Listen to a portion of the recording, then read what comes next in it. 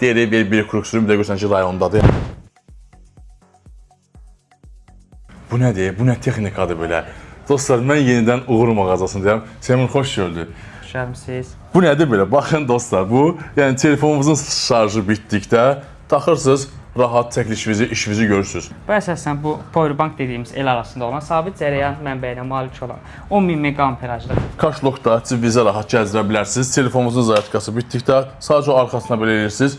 İfşo, hətta burada çox rahat GPS-lər var ki, çıxardırsınız bunu, qoyursunuz hər hansı bir avtomobilə və yaxud baxın, bax kiçikdir və telefonumuz vasitəsilə bilirsiniz.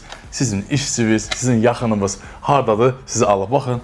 Bax, razmeri də çox balacadır. Rentekarlar və yaxud da ki, ola bilər avtomobilinizi kiməsə vermişsiniz yaxınımıza, bilmək istəyir ki, avtomobilə hara gedəcək, deyirik bir kuruk sürüm, bir də görürsən ki, rayondadır. Yəni, bu vasitə ilə siz onu təsbit edəcəksiniz. Bax, çəkiliş üçün bloger olmaq istəyənlər ilk öncə çəkilişinizi, videoda olan səsinizi, keyfiyyətini artırın. Bax, Uğur Store mağazası sizlər üçündür. Yəni, telefon dünyasına, çəkiliş dünyasına uyğun nə istəsəniz bu mağazada var. Seymur, deyəcək nəyinsə varmı?